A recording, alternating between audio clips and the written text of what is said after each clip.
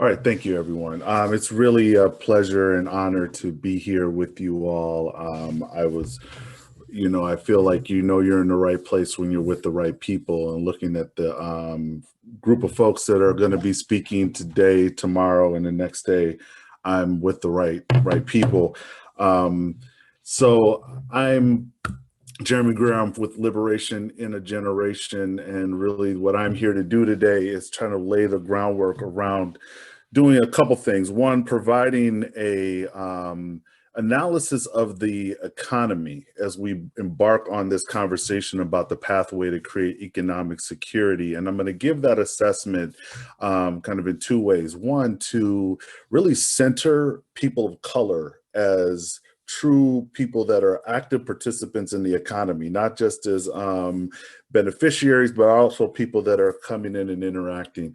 And then also want to talk about and really give a diagnosis of the real issues that are driving the inequality that we see and the racial income and wealth inequality that we see in the economy. And hopefully at the end, provide some pathways that we can embark on to begin to really change that and start so that people of color can start to thrive in this economy. So that's what I'm going to be doing today. But before I get into that, I want to start with telling a story. And so this picture here is the picture of me and my dad and my brothers. My dad, that's me in the corner with that awful green blue shirt and with the crooked teeth.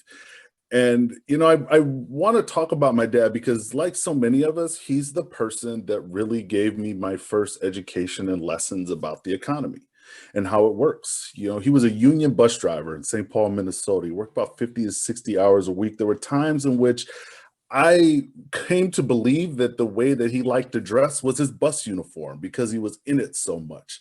And some of the lessons that he gave to me were, about hard work, about, education, about that I could control my own destiny, right? I could live the American dream if I just worked hard enough. And it was something that I think was ingrained in me, and I think ingrained in all of us, is understanding that the way the economy works, and as a person of color in the economy, the way that it works is that I have to make my own way.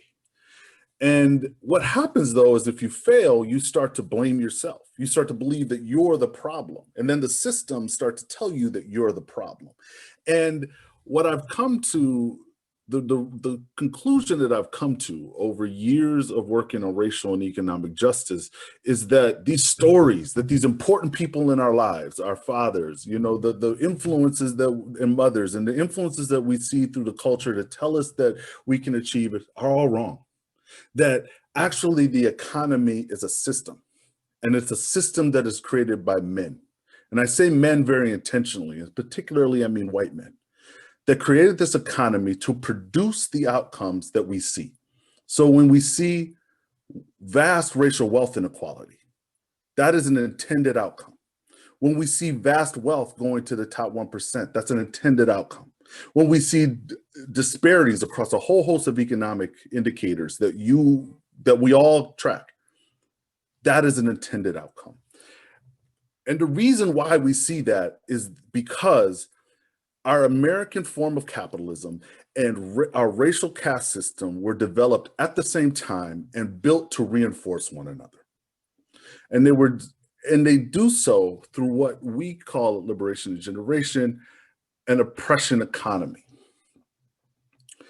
and a cycle of oppression. And I'm going to walk through this cycle for us as a grounding place, but I'm going to do it through the lens of a particular economic system so that it can illustrate how it happens. Now, I think we can lay this over a whole host of issues: housing, workforce development, hunger. Just pick the system in our economy, and this plays out the same way. But I'm going to use the prison industrial complex to really illustrate the power of this economic oppression that we're operating in. And it starts with a really uncomfortable truth. And that truth is that racism is profitable in our economy. There are people who glean profit from a racial caste system that perpetuates systemic racism. An example of that is the prison industrial complex, which is a $182 billion a year industry. Whether it's private prisons, prison telecom, prison commissary, bails bonds, all sorts of things that make up what is our prison industrial complex, people are gleaning wealth from the warehousing and imprisonment of Black and brown people. And that profitability in our economic system suppresses our economic vitality. So when you ask the question, why is it a wider rate of poverty for Black people? Or why are immigrant people have less income than white people? The answer being that racism is profitable and it feeds that economic suppression that we see. An example in the prison industrial complex is formerly incarcerated people have a 27% unemployment rate, which is higher than during the Great Depression and higher than any time during this COVID-19 economic downturn. And that economic suppression means that we have our political power suppressed, because political power in many ways in our system, like it or not, is about money. Who has money and who has wealth? Money and wealth can be used to influence politics and can be used to suppress the political power of others. A good example is formerly incarcerated people. 48 states prohibit the right of formerly incarcerated people to vote. There are 3 states that allow it: Vermont, Maine, and the District of Columbia. And I count the District of Columbia as a state.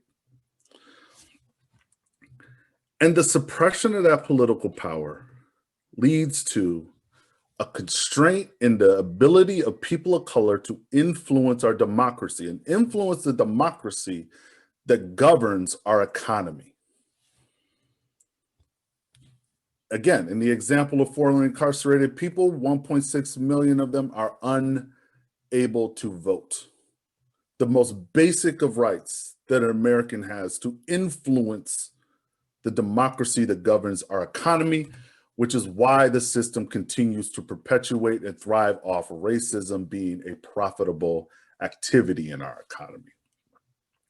All of this whole cycle, like I said, it can lay it out over, you can lay it out: housing affordability, healthcare affordability. You could overlay workforce development. This cycle plays out in similar ways. And it does so because we're operating in a system of racial capitalism. And I mean racial capitalism as capitalism. This is our economy. It is not another form of economy. It is at the root cause of the pain that people of color are feeling. Again, in what we call at Liberation and Generation, an oppression economy. It's an oppression economy where wealthy individuals, large corporate institutions can profit off the theft, exclusion, and exploitation of people of color, and have been doing so since the founding of this country and continue to do so today. That includes the theft of Native American and indigenous land in this country, which values at $23 trillion today.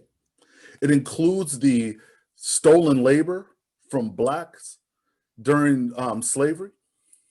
It includes the exploitation of migrant labor today in American agriculture, in our American agricultural system, and includes policies like the Muslim ban or child separation policy that makes families vulnerable because they're afraid that their status in this country, their place in this country, will be ripped from underneath them. So what do we do about this? We have to do something, right? And this is where I hope that we can begin the conversation about the pathway forward. And we believe you have to do 2 things. First, you have to dismantle the oppression economy. And you do so by taking 4 steps. 1, we have to end the criminalization of people of color. People of color, if criminalized in this country, will never be able to fully participate in our economy. And that includes not just people that are in jail, but also immigrants who are criminalized just for their presence. We have to end the dual financial system. We cannot have 2 financial systems, one that builds wealth for some and then extracts wealth for others. We have to have one system that is meeting the economic needs of all people, particularly and especially for people of color who have been exploited by our financial system to date. We have to curb corporate power. Corporate power, if left to its own devices in this oppression economy, will exploit people of color. And there has to be systems in place by government to make sure that they are not exploiting communities, the wealth of communities of color, and letting the impacts of our economy, like climate change, fall heavily on the backs of people of color. And then finally, we have to empower the political participation of people of color in our democracy and not suppress it, because that is the power that we need in order to hold government accountable to governing the economy in a way that will work on our behalf. So that's the first step. But the second step is, while we do that, we have to build a liberation economy. An economy that is very different from the economy that we currently live in. Something that is new, that can be utilized by all people and benefit all people, especially and particularly people of color. We have to ensure that all people of color's basic needs are met, that they have income, that they have health care, that they have clean air and water in and around their homes, that they have financial security, an affordable roof over their head, some way of dealing with those impacts that happen, like COVID-19, and some way to pass generational wealth on to their kids, which people of color have never been able to do in this country. That all of our contributions are valued, and by valued, I mean compensated, that we can earn a livable wage, that we can have access to a job when we need one, where work, particularly that women of color do, to care for others, is finally compensated in this country. Childcare, care for elderly and the disabled. That is critically important for us to fully lean into having this liberation economy. And then finally, that all people of color belong. We've had an economy that's thrived off exclusion, pushing people out. We need to have an economy that brings people in, and in all of the ways that they show up.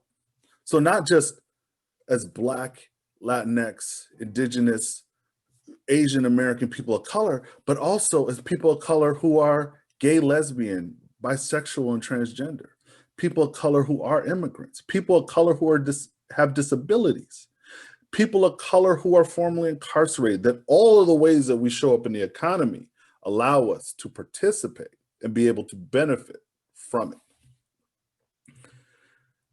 And we believe that this can be done by really rethinking how we think about things like the safety net. It's not about charity. It shouldn't be about opportunity. It shouldn't be about fixing people that the system believes are broken. It should be about holding up important economic rights and guaranteeing economic rights that all people should have as occupants of this nation. That includes guarantees like an income, guaranteeing wealth, a job, housing, guaranteeing health care, guaranteeing access to a debt-free college, and again, guaranteeing care. And by doing so, building an infrastructure that values the people that are caring for our children, for our loved ones. This is really the work. This is the work of the civil rights movement. And we have to continue that work today. You know, Martin Luther King said it's easier to integrate a lunch counter than it is to guarantee a livable income and a solid job. It's easier to guarantee the right to vote than it is to guarantee the right to sanitary and decent housing. This is the racial justice struggle of today. We cannot pull apart economic justice and racial justice. They are one and the same. And I believe if we do that, we can achieve economic liberation in one generation. Thank you all. I think that we're going to have questions. Again, it was a true honor to be here with you today, and I hope you enjoy the conference. But I believe we're going to have a few questions.